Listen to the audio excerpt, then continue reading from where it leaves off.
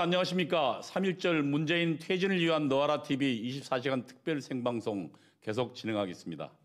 이번 시간은 제가 말씀드린 것처럼 유동열 안보전선 TV의 유동열 원장님과 함께하겠습니다. 안녕하십니까? 예, 안녕하십니까? 예. 지난 시간에 이어서 오늘 또한 그 북한의 대남 간첩 공작과 관련된 얘기를 해주고 계신데 오늘은 어떤 이야기들을?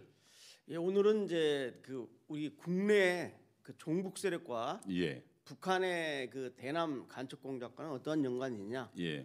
우리 국내에 있는 이 북한을 추종하는 종북 세력이 일부에서는 뭐 자생적인 조직이라고 하는데 그렇지 않거든요. 그래서 오늘 그 주요한 간첩 사건을 통해서 실제로 어떻게 북한하고 국내 종북 세력이 연계되어 있었는지를 좀 사례를 소개하겠습니다. 예. 우선 종북 세력 개념부터 좀 이야기해 주시죠. 이제 종북 세력은 종북한 세력입니다. 이제 북한을 추종하고 맹종하는 세력을 총칭해서 종북한 세력, 약칭 종북 세력 하는데. 그러니까 저희 과거에 이 주사파 시절에 그렇죠, 주사파죠. 예. 그래서 이제 이 종북 세력을 주사파, 주체사상파죠, 주사파라고 하는데 저는 이제 최근에 이 종북 세력을 김정은 뽀이다. 김정은의 노선을 추종하고 맹종하는 김정은 뽀이들이다라고 저는 이제 비하하는 폄하하는 그 발언을 쓰고 있습니다. 그런데 아니, 폄하하는 게 아니고 정확한 용어 아니겠습니까? 정확한 용어죠. 예. 김정일 같은 무지막지한 반문명적인 포갑 정권을 통치자를 갖다 추종하고 맹종하고 그게 대한민국의 한반도의 평화 통일과 또 대한민국의 한반도의 정의를 실현한다고 생각하는 그 DNA가 잘못된 거죠. 그 뽀이라는 표현들이 그 전에도 좀 있었죠. 예, 그 과거 러시아 그 혁명 당시에 인류 최초로 사회혁명을 그 레닌이 성공시키지 않습니까? 예. 1917년도. 그래서 소비에트에서 이제 레닌이 한참 이제 뜰 때 이 서방 세계에서 그 서방 세계는 이제 자본주의 체제인데 이 자본주의 사회에서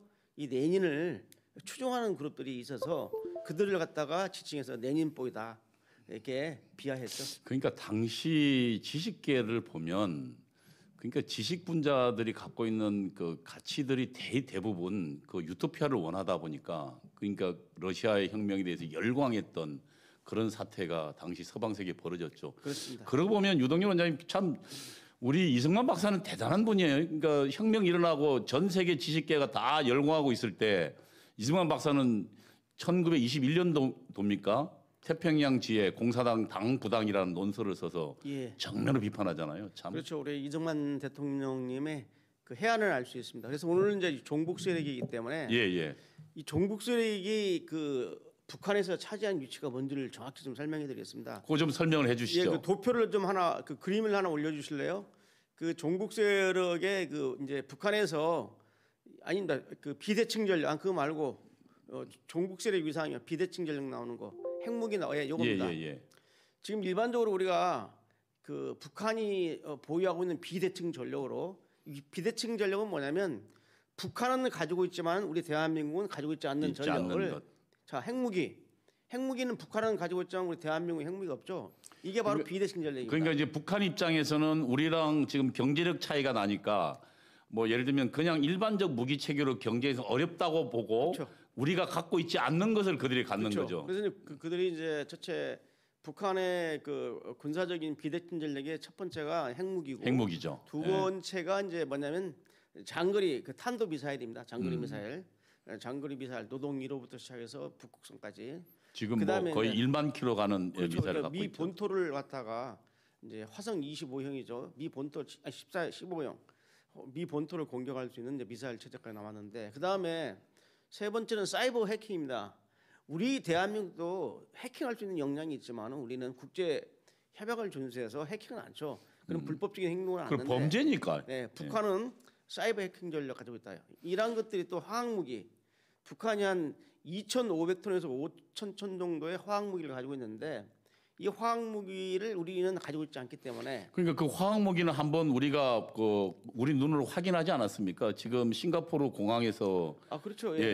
김정남이 살해될 때 복살할 때도 같이 썼는데요. 그래서 뭐 지금 탄저금부터 시작해가지고 북한이 보유하고 있는 화학무기가 한 5,000톤 되는데 2,500톤에서 5,000톤으로 우리 국방부가 이제 수사를 하는데요. 이제 문제가 지금 뭐냐면은 자 다들 북한의 비대칭 전력 하면은 자꾸 핵무기라든지 뭐 사이버 그다음에 뭐 화학무기 또는 북한이 보유하고 있는 특수전을 말하는데 물론 이게 비대칭 전력이 많지만은 북한이 가장 유용하게 현실적으로 사용할 수 있는 게 뭐냐? 바로 남한의 종북 세력입니다. 자, 여러분 생각해 보십시오. 북한은 남한에 우리 대한민국에 북한을 갖다 추정하고 맹종하는 종북 세력을 가지고 있지만은 북한에는 대한민국을 추정하고 맹종하는 종남 세력이 없잖아요. 종남 그렇죠. 예, 예, 그러니까 이 종북 세력이야말로 북한이 지금 열거하고 있는 비대칭 전력 중에 가장 현실적으로 유용하게 사용할 수 있는 거죠. 그러니까 핵을 퍼뜨린다 하면은 원장님 그러니까 그게 지금 아주 핵심적 비대칭 전력이라는 그렇죠. 게 지난번 이석기 아로 사건 때도 증명이 되지 않았어요. 그때 그렇죠. 예. 북한이 대남 혁명을 이야기하니까 이석기 그룹들이 그렇죠. 그 우리 지금 주요 기관 시설들을 파기하는 공작을 하다가 걸렸잖아요. 예, 예. 그래서 지금 유동열 원장님 얘기하신 것처럼 예. 남쪽에서 대한민국에 살면서 북한의 명령을 듣는 그 세력이야말로 실질적으로 핵심적인 그렇죠. 비대칭 전력이라는 그래서 거죠. 이제 이 종북 세력은 남한 저희 북한이 말하는 남조선 혁명, 남한 혁명의 가장 핵심 동력입니다. 그래서 북한은 이 종북 세력을 그동안 계속해서 국내의 종북 세력들을 연결을 해서 그들을 지하에서 양성하고 그들에게 새로운 형태의 지령을 주면서 우리 사이에 혼란을 조성해서 이른바 남한혁명의 결정적 시기를 조성하려고 했던 겁니다. 그래서 이 종북 세력이 위험한데 이 종북 세력을 뭐 젊은이들이 사회 현실에 대해서 아주 비관한 나머지 말이 좀 극렬하게 활동하는 정도로 생각하는 관대함이 우리 사이에 많이 뻗쳐 있지만은 이 종북 세력은 문의는 대한민국 국민이지만은 조국은 대한민국이 아닙니다. 북한입니다. 그걸 우리 여러분이 분명히 아셔야 돼요. 자, 그러면 이제 이 종북 세력의 위상은 제가 이제 말씀을 좀 드렸고요. 그 다음에 이제 지금 북한이 한반도의 안보 전선을 보면요 어떻게 되어 있냐면은 많은 사람들이 우리 대한민국 대 북한 1대1의 싸움으로 좀 보고 있잖아요. 사실상 1대1이 아니라 1대2입니다. 왜 그러냐면 대한민국 대 북한 플러스 종북 세력. 그렇죠. 그러니까 1대2의 싸움을 우리는 하고 있는 겁니다.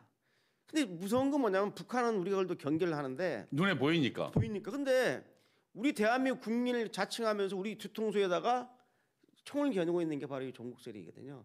그래서 종북 세력이 위험하다는 겁니다. 그래서 오늘 그래서 실제 북한이 어떻게 국내 종북 세력을 뒤에서 배후 조종하고 직접적으로 지령을 내리는가는 그것을 말로 한 필요 없고 직접 간첩 사건의 사례를 통해서 말씀드리고자 합니다. 예. 그 전에 이제 북한 김일성이가 6.25 남침 전쟁이 실패로 돌아간 이후에 그 이른바 그 남한혁명을 성사시키기 위해서 그 64년대에 그 3대 혁명 역량 강화 노선을 발표합니다. 이 3대 혁명 역량 강화 노선은 뭐냐면 첫째는 북한 내부의 사회주의 혁명 역량을 강화한 다음에 두 번째 남조선 내부의 사회주의 혁명을 강하고 마지막으로 국제적인 지원을 받는다. 국제혁명 역량 강화를 노리는데 지금 2021년 한번 여러분 우리가 북한이 설정한 3대 혁명 역량을 한번 평가해 봅시다. 첫째, 북한 내부의 사회주의 혁명 역량은 이것은 지금 북한의 극심한 경쟁 속에서도 핵을 보유하고 있고 아까 말씀드린 그러한 그 탄도미사일 등등 군사적에서는 우위수단을 가지고 있죠. 그래서 그럭저럭 지금 버티고 있습니다. 그러나 국제 혁명 역량 강화는 거의 지금 기대하기 힘들거든요. 그렇죠. 1991년 러시아 소련 공산당이 망하기 전까지는 북한이 불법 남침을 해와도 전 세계 절반 정도의 국가가 사회주의 국가였습니다. 그렇죠. 소련, 동구 유럽들. 그래가지고 중국 북한 다. 입장을 지지해줄 상황이었는데 90년대에 들어서서 동구 사회주의권이 와르르 망하고 지금 남아 있는 게 몇 개 안 되거든요. 그렇죠. 지금 뭐 우리가 소련하고도 외교 관계를 수립하고 있고 중국하고도 외교 관계를 수립하고 있지 않습니까? 그래서 북한이 불법 남침한다고 국제사회에서 중국이 그대로 박수치고 북한을 지원할 입장이 안 되는 거예요. 그렇죠. 중국도 지금 겉으로는 전 세계를 속으로는 무역하고 있는 몰라도 나라니까 그래서, 속으로는 지원하겠지만. 네. 그래서 지금 중요한 게 뭐냐면은 북한이 설정한 3대 혁명 역량 중에서 바로 두 번째 남한 사회주의 혁명 역량이 동그랍니다. 왜? 말만 지령만 내리면 수령님 만세를 부르고 주한미군 나가라, 연방제 통일하자, 뭐 김정일을 조국 통일에 통일 대통령으로 모시자 이런 지금 이런 판국이 지금 2020년 대한민국이지 않습니까? 그래서 지금 북한이 가장 기대하고 있는 게 북한 자체 혁명도 있지만은 제일 기대하는 게 우리 대한민국 내부에 있는 문희는 대한민국 국민이지만 조국이 북한인 바로 이 종북 세력이야말로 북한 김정은이가 떠받쳐야 할 세력이거든요. 그래서 오늘 제가 좀 그 얘기를 좀 하고 싶습니다. 실제로 그러니까 저 북한이 그런 종북 세력들을 키우기 위해서 굉장히 노력해 왔죠. 그렇죠. 제가 어제도 우리 정광훈 목사님 말씀을 대담 때 말씀했지만은 북한이 60년대 이게 50년 그 6.25 남침 전쟁이 실패로 돌아간 이후에 남한혁명을 갖다가 하기 위해서 북한이 지속적으로 이 남한 내부에 그 소위 혁명의 참모부를 만들자. 이 혁명의 참모부라는 게 바로 지하당입니다. 그게 아마 61년도 그 4.19 혁명이 그러니까 북한 입장에서 4.19 혁명 실패로 돌아가면서 그렇죠. 예. 거기에 대한 북한 지도부의 평가가 예. 지하에 혁명 지도부가 없었기 때문에 맞습니다. 예. 지금 이 4.19 혁명이 곧바로 공산혁명 못 이어졌다라고 평가한 그렇죠. 제가 그래서, 과거 주사파 시절에 배운데 그래서 이제 6.25 남침 전쟁이 실패로 돌아간 이후에 북한이 평가할 때 바로 4.19 사태가 바로 남한혁명의 결정적 기회였는데 이걸 61년, 갖다가 예. 활용을 못했다. 그래가지고 61년도에 이제 북한 내부에서 조선노동당 그 대남공작 담당 전원회의를 열어가지고 혁명적 정세가 조성됐는데 왜 이걸 남한혁명으로 성사를 못 시켰냐 하고 자아 비판하는 그런 비밀 회의가 있었어요.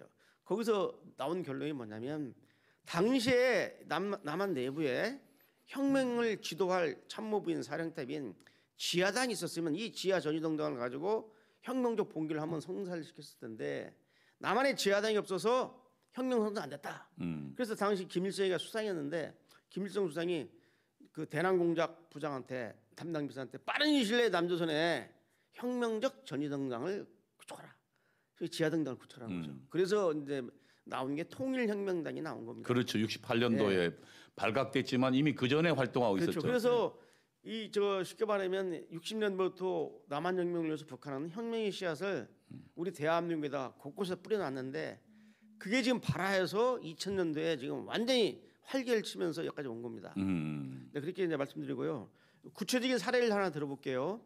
지금 그 90년대 이후 사건만 예를 들어보면은 북한하고 국내 종북 세력이 직접 연계된 사건이 1992년에 적발된 조선노동당 중부지역당 사건입니다. 맞아. 이것은 별도로 저희가 이 코너에서 한번 이동호 우리 사회자님하고 같이 다룰게요. 조선노동당 중부지역당은 워낙 사이즈가 크기 때문에 그 공작 배경부터 시작해서 설명하려면 시간이 많이 관련된 사람도 많죠. 100명이 넘었어. 네. 예. 그래서 남노당 이후에 가장 큰 지하당 사건이라고 그랬어요. 그 다음에 두 번째 이제 1995년에 적발된 간첩 김동식 사건에서 제가 지난 시간에 말씀을 드렸지만은 김동식이가 난파돼 가지고 국내 운동권 인사를 포섭하려고 시도하지 않았습니까? 거기서도 확인이 되고요. 그 다음에 나온 게 바로 이제 1999년 오늘 제가 소개를 하겠습니다. 민혁당 민족민주혁명당 사건이 정말 북한하고 국내 주사파 운동권하고의 밀접한 연계 속에서 이룬 이 사건이기 때문에 그리고 나서 이제 2006년도에 1심의 사건. 1심의 사건은 민주노동당, 진보노동당이라고 자칭하는 민주노동당의 서울시당이 다 이게 핵심 간부들이 1심에 다 조직원들이었거든요. 그러니까 사실상 그 민주노동당은 그러니까 북한의 간첩들의 최대의 거점이었던 그렇죠. 거죠. 예. 예. 그리고 이제 2011년에 검거된 왕계산 간첩단 사건에서도 직접 북한하고 국내 운동권의 연계 사례가 나오기 때문에 오늘 민혁당을 한번 좀 소개를 해드릴게요. 예, 그러시죠. 저 우리 민혁당 그 조직 도표를 좀 보여주실래요? 민족민주혁명당. 그 민혁당 그 사진 도표를 좀 올려주세요. 이 민혁당 사진을 지금 좀 올리겠습니다. 민혁당은 그 민족민주혁명당이라는 그 지하당의 약칭인데 그러니까 저도 잘 아는 사람들이 그렇죠. 다 거기 아는 분들이 이제 아는 자들이 그쪽에 멤버들이죠. 예. 근데 여기 지금 그 도표를 좀 키워주실래요, 조금만? 예, 지금 여러분이 보시는 이 도표가 바로 민족민주혁명당. 조금 키워주세요. 예, 민혁당의 조직 체계입니다. 이 민혁당은 어떻게 되냐면은 이 독자적인 국내에서 만든 정당이 아니라 북한 지령에서 만들었습니다. 자, 어떤 일이 있었냐면은 그 1989년에 서울대에 그 반제 청룡동맹 출범 선언문이 배포가 쫙 됩니다. 그때가 1989년 3월 3일일 겁니다. 제 기억으로. 이 반제 청년동맹 그 출범 선언문이 탁 나오면서 그 유인물을 갖다 수거해서 보니까 완전히 김일성의 주체 사상을 자기 그 단체의 조직 이념으로 사상 이념으로 삼고 하는 완전히 그 소위 그 주사파 북한 아주 그냥 그 맹동 주사파 조직의 유물이었습니다. 그래서 그때 저도 그때는 치안본부였죠. 경찰청 전신이니까 치안본부에 저 공안문정부서에 근무할 때 그 유인물을 제가 분석을 했습니다. 그 이제 경찰 수고해서 분석하고 반제 청년 동맹 유인물을. 야, 이게 대단한 놈들이구나. 자, 그런데 좀 있으니 4월 15일 날이 되니까 그때가 그 김일성 생일날인데 어버이 수령님 김일성 수령님의 생일을 축하합니다. 라고 하는 유인물이 또 반제 청년 동맹 명의로 나왔어요. 그 두 유인물을 수거하고 제가 당시에 야, 이게 지금 우리 국내에 엄청난 북한 추종하는 그때는 이 주사파라는 용어가 안 나올 때입니다. 주사파라는 용어는 그 뒤에 그래? 나왔어요. 그래서 북한을 추종하는 이 친북 세력 저희는 이미 위대한 수령 하고 다녔어요. 위시금동이죠. 예. 위대한 수령 김일성 동지라고 해서 예, 예. 나왔는데 그래서 야, 엄청난 이런 구립이 생겼구나 하고 이제 수사에 들어갔는데 그 실체를 파악을 못했죠. 그런데 어떻게 됐냐면 북한도 이게 언론에 많이 보도가 됐기 때문에 실시각으로 이 유물을 딱 입수를 하고 북한에서 이거 참 맹랑한 놈들이네, 고마운 놈들인데 하고 북한의 그 대외연락부라는 간첩 공작 부서가 있습니다. 지금은 이제 명칭이 뭐 사회문화부, 그 다음에 연락부 또 225국으로 바뀌어서 또 현재는 이제 문화교육이라는 명칭을 쓰지만은 그래가지고 그 원진이라는 윤택님이죠. 윤택님이라는 그 북한의 그 대외연락부의 과장급입니다. 상당히 높은 급입니다. 과장급 그 지도원이 직접 난파가 됩니다. 네가 내려가서 근데 우리 경찰은 이 도대체 반제 청년동맹이라는 단체의 그 구성원이 누군지 실체를 모르고 있었는데 북한이 이미 파악을 했어요.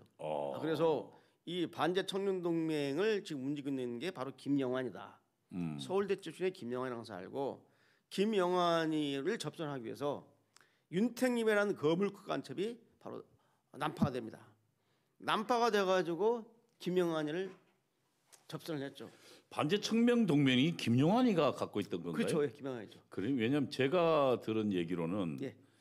김용환이 그러니까 그 만나고 반제 청명 동맹에 이제 나름대로 그 주사파 출신 잔당들 있잖아요. 얘들이 그러니까 그 반미 청년회나 뭐 그다음에 조통금 이런 애들 떨어진 그런 잔당들이 있다가 김영환이 역으로 내가 북한에 지령을 받았다는 식으로 접속했다. 그건 이제 민혁당할 때 말씀드릴게요. 예, 근데 예. 어떻게 됐냐면 그래서 여러분 일단 먼저 이 반제 청년 동맹이 우리 국내 주사파들이 만든 용어가 아닙니다.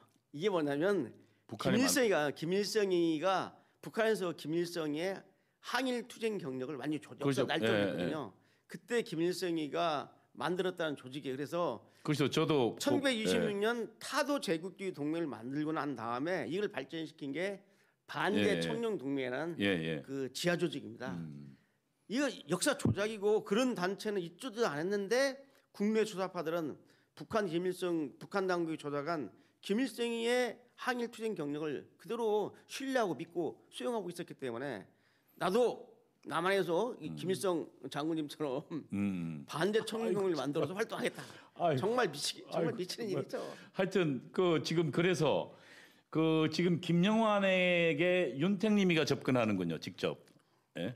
그렇죠. 그래가지고 북한의 고위 간첩 공작 그렇죠. 지도부가. 예, 그래서 윤택님 내려가서 김영환을 접선하고 거기서 끝나는 게 아니라 김영환을 데리고 북한으로 데리고 갑니다. 예. 대동월북이라고. 대동월북 하는 거죠. 데리고 가서 김일성까지 만났죠. 김영환이 바로 갑니까? 아니면 또 그 월북 과정은 어떻습니까? 우리 그 유승민 원장께서 잘 알고 계시잖아요.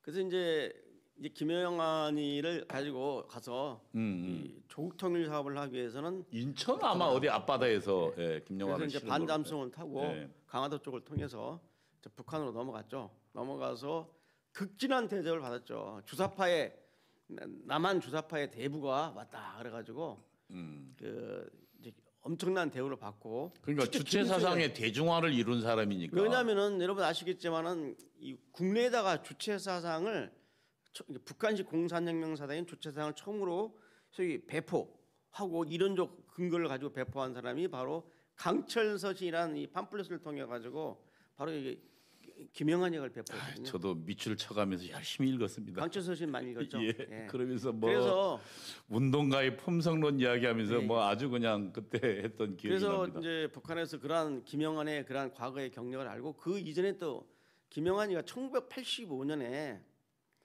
구국 학생 연맹을 만듭니다. 9학년 사건이 나오죠. 그렇죠. 서울대에 이 9학년이 국내 최초의 주사파 조직입니다. 주사파 조직이에요. 9학년이 구국 학생 연맹. 그래서 구학생 연맹요. 9학년이라고 하죠. 이 9학년이 바로 그 당시 85년도 서울에서 떴던 그 자민투 반미 자주와 반파슈 민주화 투쟁위원회라는 이 조직의 언더 조직입니다. 상급 조직이에요. 그게 바로 이제 9학년인데 바로 이 9학년 사건 때 그 체포가 돼가지고 안기부에서 체포가 돼서 진영을 살았거든요. 그때 김영환이 뭐 조유식이 등등 이제 살았는데 나중에 이제 민혁당을 보니까요 재밌는 게 뭐냐면 1980년대 85년에 결정된 지하 조직인 9학년 멤버들이 13년 후에 그대로 민혁당에 다 가 있어요. 민혁당이라는 9학년이 그렇죠. 예. 자 그래서 이제 북한을 다녀온 다음에 이제 국내에다가 당을 만드는. 그게 몇 년도입니까? 누가요? 그 김영환이 북한에 갔다 온 게 89년도죠. 그러니까 감옥 갔다 오고 난 다음에 곧바로 그 간첩과 접선해서 또 접선이 아니죠. 북한에서 일방적으로 북한 일방적으로 내려와서 만나서 예. 예. 그래가지고 이제 다녀온 다음에 이제 그 당시에 하영우라는 또 거물급이 있는데 하영우가 이제 민혁당을 만들겠다고 하니까 같은 중앙위원회인데 반대통령이 중앙이니까 나는 북한의 당의 지령을 받았다라고 하니까 하영우가 물러섰죠. 그래서 이제 저기 지금 표시에 보면은 그 당시 이제 민혁당을 민족민주혁명이라는 지하당을 만들 때 김영환 저게 이제 중앙위원입니다. 중앙위원 3인 중앙위원이죠. 네, 박금섭이 이분은 지금 변호사하고 있어요. 그다음에 하영욱이 여러분 그 하영욱 사건 아시죠? 그래서 이 김영환, 박금섭 이 세 명이 이제 민혁당을 조직하고 이 김영환이가 관리하는 조직이 있고 하영욱이가 관리하는 조직이 있습니다. 그 여러분 그 아로 사건의 가장 핵심 멤버였죠. 주동장 이석기가 바로 민혁당의 경기 남부 지역 브랜치장이었습니다. 지역위원회 위원장이었어요. 이석기가. 그래서 김영환이가 관리하는 조직이 있고 하영욱이 관리하는 조직이 있어가지고 지금 그 우리 사회 각계각층에서 이렇게 포진이 된 겁니다. 그러니까 조직은 하영욱이가 굉장히 많이 관리하고 있었네요. 그렇죠. 그렇죠. 김영환이는 그 전북위원회하고 연락 이쪽을 가지고 있었고요. 나머지는 다 이쪽을 가지고 있었죠. 그래서 이제 이 하영욱이하고 김영환이 사이에 박금섭이 있었는데 박금섭이는 나중에 전향을 합니다. 전향을 해가지고 둘 남았는데 김영환이도 전향하고 지금 남아 있는 게 하영욱이죠. 자 지금 이 민혁당 사건을 보면은 그러니까 맨 처음에 민혁당 사건은 북한에서 간첩 그러니까 원진호 그러니까 윤택용을 파견해서 김영환을 만나서 김영환을 북한으로 대동월복해서 그렇죠. 김일성을 만나고 그리고 교육을 받고 난 다음에 내려와서 김영환이 다시 만든 게 민혁당이죠. 예. 근데 이제 민혁당은 어떻게 적발됐는가를 좀 소개해드릴게요. 민혁당이 어떻게 그 노출되는가. 그리고 저 이제 반제 천년동맹만 알았지 민혁당은 몰랐습니다. 제가 있을 때도. 그때는 제가 현직에 있었으니까 잘 알죠. 그래서 이 반제 청년동맹은 그 삐라가 뿌려졌으니까. 그랬으니까 그래서 반제 청년이 이제 민혁당으로 바뀐 걸 몰랐죠. 몰라하고 있었는데 1998년 12월 달에 여수 해안으로 이미 난파시킨 간첩을 이제 접선을 해서 복귀를 시키려고 하는 반잠수성을 발각하고 그 반잠수성을 갖다가 그냥 그 사격을 해가지고 이 잠수성이 가라앉았어요. 그런데 그때가 98년 2월 여수해안 침투 간첩 사건이라고 유명한 사건인데 그래서 이제 그 반잠수정을 꺼냈습니다. 언제 꺼냈냐면 격침시켜서 99년도 2월달에 꺼냈어요. 그러니까 격침시켜 난 다음에 네, 그걸 바로 못 꺼내고 인양했군요. 네, 인양을 한 게 99년 2월달에 꺼내. 인양을 해서 반잠수정이 반파가 됐어요. 반파가 됐는데 그 반잠수정 속에 들어있는 유류품을 갖다가 이제 분석을 했어요. 여러 가지 유류품이 쭉 나오는데 이 비닐 진공팩에다가 있는 비닐 진공팩이 있었습니다. 그 진공팩을 갖다 열어보니까 거기에 이 간첩 윤통님의 공작 수첩이 나왔어요. 공작 수첩이. 네, 수첩이 나오죠. 거기에 여러 가지 막 이제 많은 일지들이 나오고 여러 가지 그 음어로 쏘는 숫자가 있는데 난수가 있는데 그 난수가 있는데 이 난수가 뭘까 하는데 그래도 약 한 50 넘게 대남 간첩 공작을 수사를 한 우리 당시 안기부 국정원이죠. 국정원의 대공사팀이 그 숫자를 넣고 거기다 마이너스 1 하고 마이너스 2도 해보고 마이너스 3도 해보고 쫙 하는 플러스를 해보니까 어려운 과정이었겠군요. 전화번호 나오는 거 011. 그 마이너스 몇인지 안 알려드릴게요. 하여간 011 하고 번호가 나오는데 그 번호를 추적해 보니까 김영환이 전화번호 나오는 거야. 거기 전화번호 나오니까 조육 전화번호 나오고. 그러니까 우연찮게 그러니까 89년도 여수해안으로 침투한 잠수정을 발견했고 그래서 그 잠수정을 격침시켰고 그다음에 99년 98년 그리고 99년에 격침시켰고 그리고 2월에 인양해서 보니까 유리품이 있었는데 그 중에 간첩 원진호의 공작 수첩이 발견된 거죠. 그리고 그 수첩을 나중에 비밀을 풀어보니까 김용환 얘기가 나왔다는 거죠. 그래서 이제 왜냐면 왜 밀봉을 비닐포를 밀봉했냐면 물에 젖을까 봐서.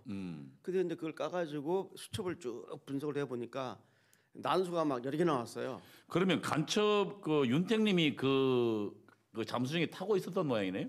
아닌가요? 그렇죠. 아니 이제 이미 직파시킨 이제 2차례에 걸쳐 내려오는데 직파시킨 간첩을 갖다 복귀하는 거죠. 복귀. 그러니까. 그래서 저기는 안 나오지만은 그 김영환이 그때 하부책이 하나 있는데 걔가 갑자기 생각이 안 나네요. 걔가 그 직접 이 간첩을 심재환인가요? 간첩을 태우고 여수까지 자기 자동차로 데려다 줬어요. 그것까지 CCTV로 다 국정을 잡았습니다. 근데 이제 재밌는 게 뭐냐면 그래서 이 전화번호가 딱 나왔어요. 나와서 김영환이다. 그럼 자 우리가 상식적으로 한번 생각해 봅시다. 자 북한에서 이쪽으로 보낸 반잠수정에 우리가 격파를 시켜서 그 인양을 했는데 그 안에 김영환이 전화번호가 나왔다는 것은 뭘 의미하죠?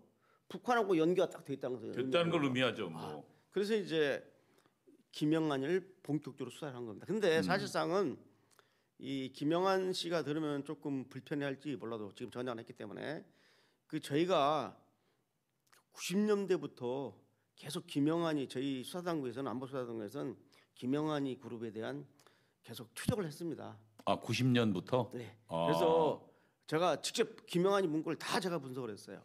그래서 당시 안기부하고 우리 경찰에서 김영환이가 쓴 글, 뭐 김영환이 주변에서 나온 문건들을 저한테 줘가지고 제가 쫙 분석을 했어요. 분석을 해가지고 결국은 이제 이 사건이 터졌는데 이 사건에서 보듯이 북한은 국내 이 주사파 조직, 주사파의 핵심 조직에 대한 신상 분석을 이미 90년 초반에 끝났다는 겁니다. 이게 간첩 김동식하고 97년에 적발된 제가 나중에 또 이거 소개를 하겠지만은 그 1997년 울산에서 검거된 부부 간첩 사건이 있거든요. 그렇죠. 이 부부 간첩 사건 사례를 소개해서도 소개했지만은 이 최정남이한테 복수의 간첩으로 또 들은 증언입니다. 수사당국이.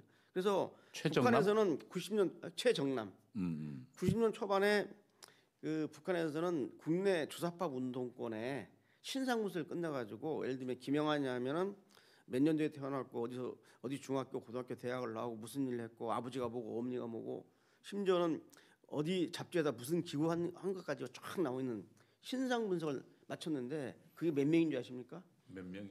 1000명이 넘습니다. 이야. 1200명 정도의 그 국내 주사파 핵심 운동권의 신상 분석들을 북한이 가지고 있는 거죠. 그래서 거기서 이제 포소바로 내려온 겁니다. 그거 보고 그래서 1995년에 난파된 김동식도 그 중에 10명을 갖다가 찍어서 10명을 포소바로 내려온 거죠. 자, 그래서 지금 이 사건에서 보듯이 북한의 지령으로 지하에 구축된 민혁당이라는 지하 조직이 바로 북한의 대남 공작에 의해서 된 것이고 거기에 주사파 핵심 운동권들이 가입을 해서 활동을 하다가 깨진 겁니다. 나중에 민혁당 사건은 별도로 한번 소개를 해야 됩니다. 지금은 오늘 주제는 민혁당 사건을 전모를 소개하려는 게 아니라 북한하고 국내 종북이 어떻게 연계되어 있는가, 얼마나 이 종북적인 전문은 또 그러면 다음번에 시간이 있으니까요. 민혁당만 가지고 한 시간 하겠습니다. 그래 주시죠. 이렇게 하시고 그다음에 좀 리얼하게 좀 거기에 민혁당 사건도 재미난 얘기가 많습니다. 그러니까요. 재미난 얘기가 많은데 저도 우리 개인적으로 유동열 원장께 들은 얘기들이 좀 있어서 재미난 얘기를 제가 나중에 좀 소개를 해드리고요. 그다음에 그 왕재산 사건을 예를 한번 들어보죠. 여러분 왕재산 그 조직 체계 한번 좀 도표 좀 올려주실래요? 왕재산 2011년에 국정원에서 검거한 이 간첩단 사건인데 왕재산입니다. 그분이 그걸 좀만 켜주세요. 좋습니다. 자, 먼저 이 왕재산 사건에 대해서 제가 간략하게 좀 소개를 할게요. 1980년대 말에 국내 그 모 대학의 운동권 출신 학생회 간부 출신인 총책이 그 김덕영입니다. 이 김덕영이가 서울에 있는 모 대학 경영학과를 졸업했는데요. 학생회 간부였고 학생 운동권 출신입니다. 김덕영이가 지하 서클을 하나 만듭니다. 근데 이 지하 서클이 본인이 스스로 만든 건지 아니면 북한의 지령을 위해서 만든 건지는 모릅니다. 하도 오래돼가지고 그 사실은 저희가 파악을 못했는데 그래서 근데 김덕영이가 만들어가지고 이 김덕영이가 그 이제 자기 조직원 중에 한 명을 저기 일본으로 보냅니다. 왜 보내냐면 일본의 북한의 지도를 받기 위해서. 그래서 당시 일본의 그 배진구라고 좀 보이는 거 있지 않습니까? 이 배진구가 일본에 있는 친북 단체죠. 그 조총련 제일조선인 총연맹이라는 약칭 이 배진구가 부의장입니다. 거기에. 이게 이제 배진구는 그 조총련의 부의장으로 되어 있지만 실제로는 조총련에서 국내에 있는 간첩망을 관리하는 거점책입니다. 일본의 거점책 배진구가. 그래서 이 조직원을 보내서 배진구한테 자기네 조직의 활동상을 보고를 하고 지령을 받고 그 배진구는 그걸 가지고 북한의 225국 아까 1999년에 적발된 민족민주혁명당 때 그때 대연락부였는데 명칭이 이제 225국으로 바뀌었어요. 이때가 2000년도니까. 근데 225국으로 바뀌었는데 220에다 보고를 하고 이렇게 됐는데 이 총책 김덕영이가 자기 여자 조직원이 일본어를 전공한 여자입니다. 근데 그때 이 조직원을 갖다가 1990년 초반만 해도 젊은 여자가 자꾸 일본을 드나들면은 우리 수사당국이라든지 또 이게 추적하는 좀 시스템이 있거든요. 당신은 이제 수사당국에 예를 들면 간첩 색출 역량이 살아 있을 때니까. 그러니까 의심만당해서 알고 얘를 유학을 시킵니다. 참 대단합니다. 조직원을 일본에 그 대학원에 유학을 시킨 게 유학생 신분이 됐잖아요. 유학생이니까 마음 놓고 왔다 갔다 하는 거죠. 그래가지고 이제 이 여자 조직원을 북한으로 보냅니다. 여자 조직원을 그렇죠. 직접. 그때가 1993년 이제 8월 26일 날인데 23일 날 6일이죠. 23일 가는데 이때 이 여자 조직원은 어떻게 하냐면 북한이 이제 청진이라고 있어요. 저쪽 동해상해부에 그 청진 연락소가 225개 관리하는 연락소 중에 청진 연락소가 일본 침투를 전문으로 하는 연락소입니다. 그래서 이 청진 연락소에서 간첩 이제 모선이 쭉 공해상으로 내려와서 동해안으로 쭉 내려옵니다. 내려와서 일본 열도 앞에 있다가 공해상에 멈춰 있고 그때부터 반잠수성으로 일본 영해로 들어가서 나가서 깨니까 그쪽에서 바로 이제 안내조가 나와가지고 그 여자 조직원을 태우고 똑같은 방법으로 역으로 해서 공해상에 가서 김동경이 조직원이죠. 그래서 올라갑니다. 그래가지고 1993년 8월 26일 날 김일성을 만납니다. 그때는 김일성이 살아있었어요. 김일성이 구일선을 죽었기 때문에.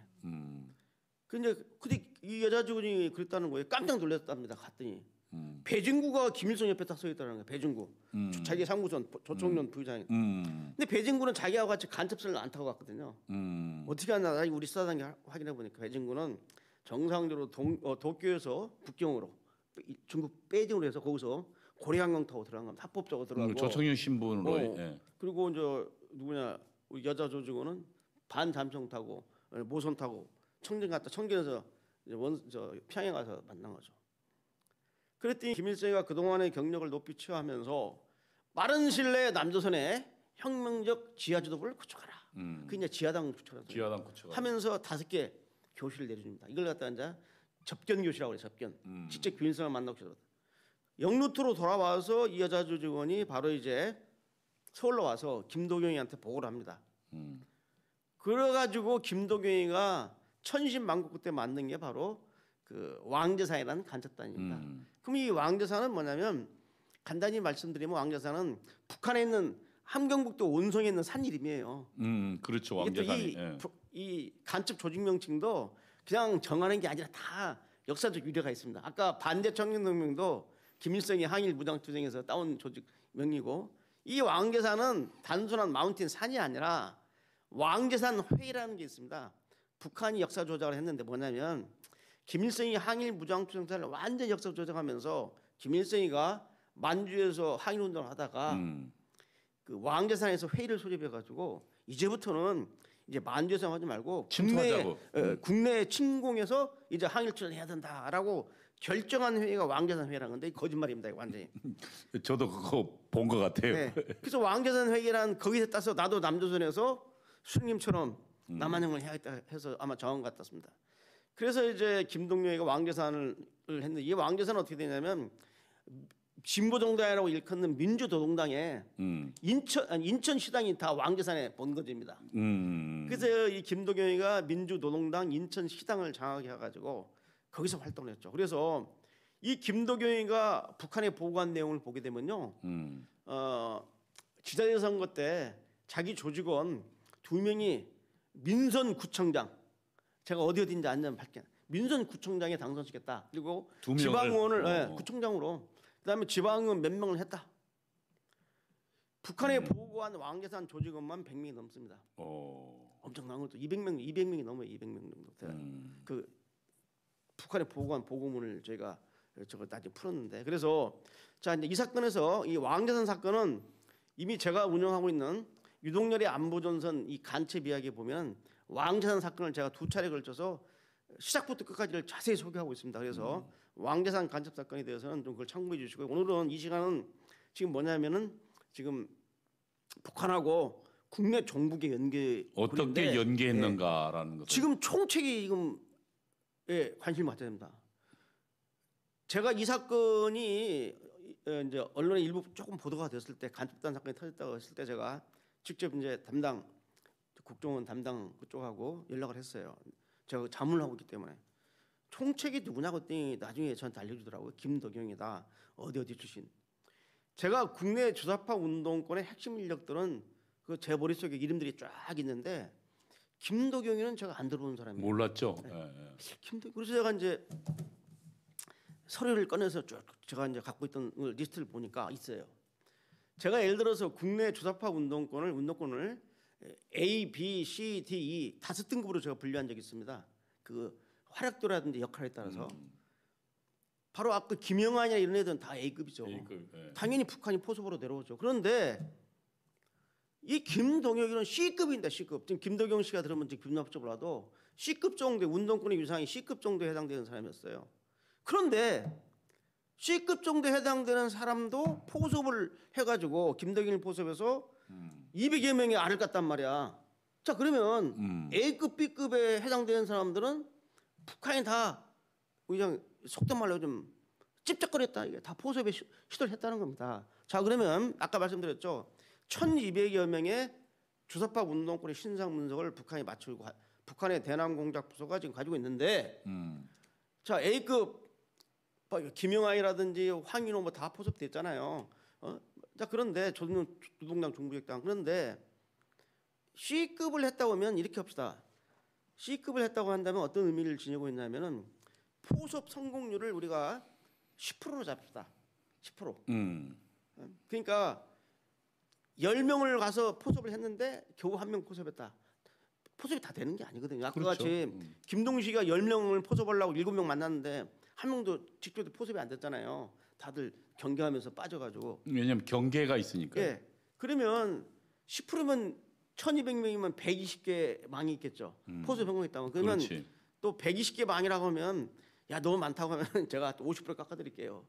60개 망만 있어도 저 왕재산 C급 정도의 김도경을 포섭해서 200명이 알을 깠단 말이야. 왕재산 조직원이 북한에 보고한 내용이 200여 명이라고 200여 그랬어요. 명. 예. 그런데 A급, B급을 포섭해서 60개 망을 가지고 있다면은 거기서 알까기를 하면 얼마나 많겠습니까? 북한의 대남 지하당 조직원이.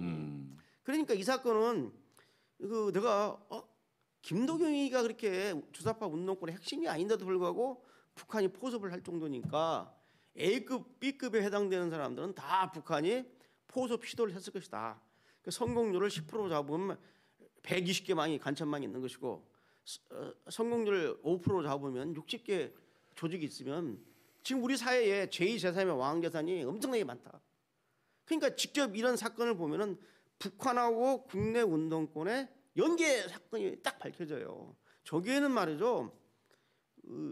그 부총책이 이상간이라고 제가 이름을 적었는데 뭐 대법원에서 확정 판결을 받았으니까요. 이상간이 누구냐? 여러분 알아두시기 바랍니다. 이상간이가 임채정 씨가 국회의장 할 때 국회의장 정무비서관이었어요. 입법 3급. 국회의장 정무비서관. 우리 이동호 선생님 그 정치를 해서 알겠지만은 국회의장 그 정무비서관은 여야당을 다 조절하고 하는 매우 중요한. 그점요. 네. 네. 직급도 입법 부의사관입니다. 상급인데 이게 대한민국 입법부의 수장인 국회의장의 핵심 비서관이 바로 북한 간첩이에요. 얼마나 김정일이 그때는 김정일이 살아있었으니까 흐뭇했겠습니까? 자기 간첩 조직원이 자기가 그러니까 조직원이 남조선 입법부의 수장인 국회의장의 정무비서관이니까. 당시 국회의장이 누구였죠? 임채정. 임채정이죠. 예. 지금 여기 보면요 상당수 인물들 유명한 인물들이 있습니다. 제가 유동열의 그 안보전선 들어오셔가지고 보시면 왕이산 간첩 사건 때 제가 상세하게 소개를 하고 있습니다. 그래서 이제 정리를 좀 해야겠습니다. 첫째, 이 국내 종북 세력은 이게 생성 자체가 자생적이 아니라 북한의 공작위에서 만들어진 북한을 추종하는 그룹이고 쉽게 말하면 북한의 남한혁명의 핵심 주력군입니다.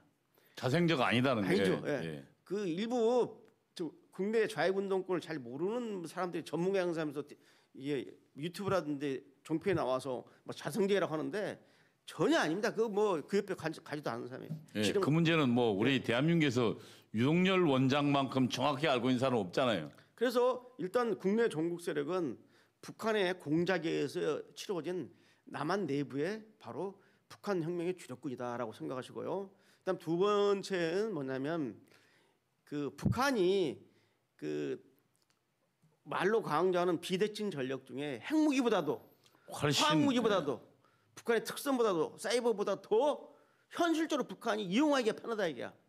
사실상 핵무기 터뜨리기가 쉬운 일이 아니잖아요. 그러니까요. 우리한테 미사일 공격하면 전쟁인데 그것도 쉽지 않잖아요. 예. 화학탄 터뜨린다? 사실상 북한이 쓸 수 있는 가능성이 있는 비대칭 전력이지만 직접 활용 가능한 실용적인 전력이 뭐냐? 바로 남한의 종북 세력이거든. 그래서 계속 국내 종북 세력들을 포섭해가지고 지하당을 구축하고 혁명의 기회를 노리는 겁니다. 그래서 제가 소개한 것은 이거지만은 우리 공안 당국이 적발한 간첩 사건만 말하는 겁니다. 지금도 적발되지 않고 지하에서 암행하고 있는 북한. 요즘 뭐 적발도 안 하잖아요. 적발하기도 힘들고 뭐 할 수도 없죠. 이런 상황이기 때문에 직접 연계됐다는 얘기를 제가 꼭 말씀드리고요. 하나 더 덧붙이면 뭐냐면 여러분 그 제2전선이라는 말 들어보셨죠? 이 우리가 전쟁할 때 이 전선을 구성할 때 제1전선은 전방전선입니다. 직접 북한으로 경계하는 거. 예, 적과 직접 그래서 맞부딪히는. 육상 해상 공중 경계선인데 제2전선은 뭐냐면 전시의 북한의 특수부대가 전방에서 싸우는 게 아니라 우리 후방에 와서 후방에서 일정한 거점을 확보해 가지고 교란시키는 거거든요. 우리 저 이동호 동지도 특전사 출신입니다. 그래서 그 실제 그 전쟁이 나면 북한 특정한 지역에 직접 침투가 되어서 북한 후방을 교란시키는 그런 엄청난 또 그 일을 하다가 훈련을 받았죠. 아니 특전사 요원이었죠. 예. 자 그런데 우리 이제 그 북한이 과거에는 제2전선을 형성하려고 무장 공비를 난파시켰습니다. 남한이가. 그렇죠. 그래서 여러분 울진 삼척 100여 명이 들어온 울진 삼척 사건이라든지 또는 여러 간첩 사건들이 있는데 이승복 사건도 뭐 그렇죠. 그때 했던 거죠. 근데 재미난 게 아니라 심각한 게 뭐냐면 90년대 이후부터는 북한이 대규모 무장 공비를 남한에 난파시키지 않습니다. 왜? 잘 훈련된 종북 세력이 있기 때문에 이 종북 세력을 갖다가 지도하고 검열하고 감독할 지도혁신 관점만 난파시키면 돼. 두세 명 와서 쫙 한번 훑고 씨앗 뿌리고 나서 씨앗 뿌린 거 점검하고 돌아가고 말이야. 그 공작금 주고. 그래서 바로 1990년대 중반 이후부터는 북한의 소위 그 남한혁명의 제2전선을 국내 종북 세력이 지금 담당하고 있대요. 북한에서 파견된 특별 파견된 무장공비의 특수 우리 내부에서 그 내부에서 그렇게 무너진 게 베트남 아닙니까? 네. 그래서 이 국내 종북 세력의 평화 세력, 민주화 운동 세력으로 유장돼 있고 또 이들 활동을 하다가 과거에 이적 활동을 한 전력 있는 국가보안법 위한 전력 있는 사람들이 청와대에 근무하면서 민주화 운동했다고 설치고 있는 이 2021년의 대한민국 상황을 분명히 보시고 이 종북 세력은 대한민국 국민이 아니라 조국을 북한으로 이기는 바로 우리 내부의 위험한 악성 암세포입니다. 악성 암덩어리죠. 그래서 앞으로 이 종북 세력에 대한 관점을 가지시고 오늘 제대로 소개 못한 이 간첩단 얘기는 제가 계속 이동호 우리 동조와 이동호 사회자와 이 얘기를 통해서 이 시간에서 민혁당이라든지 1심이라든지 이런 사건을 또 소개를 하겠습니다. 예, 여러분 어떠십니까? 놀랍지 않습니까? 이것이 지금 대한민국의 안보 현실입니다. 유동열 원장이 소개해 줬지만 대한민국 종북 세력은 그들 스스로 생겨난 세력이 아닙니다. 북한 간첩의 공작과 그리고 그들의 공작에 의해서 만들어진 세력입니다. 그리고 그들은 대한민국 내부에서 여전히 암약하고 활동하고 있고 대한민국을 파괴하는 제1선에 가 있습니다. 오늘 유동열 원장의 말씀처럼 대한민국을 파괴하는 가장 무서운 무기는 바로 종북 세력입니다. 그리고 우리 내부에 침투한 이 종북 세력, 간첩 세력들을 우리가 그 세력들의 활동을 파악해야 되고 알아야 되고 그들을 색출해야 될 이유가 여기에 있습니다. 여러분 매주 수요일 이 시간에는 유동열 원장과 더불어서 북한이 대남 간첩 공작을 어떻게 했는지 그 사례를 통해서 대한민국의 안보 현실을 계속적으로 살펴보는 그런 중요한 시간을 갖겠습니다. 여러분 유동열 원장의 안보전선 TV 꼭 좀 봐주십시오. 지금 이 우리가 체제전쟁을 하고 있는데 북한의 공작사를 알아야 우리가 대처할 수 있습니다. 여러분 유동열 원장의 지금 나오네요. 안보전선 TV 꼭 좀 시청해 주십시오. 오늘은 여기까지 하겠습니다. 감사합니다. 예, 감사합니다. 수고하셨습니다. 예.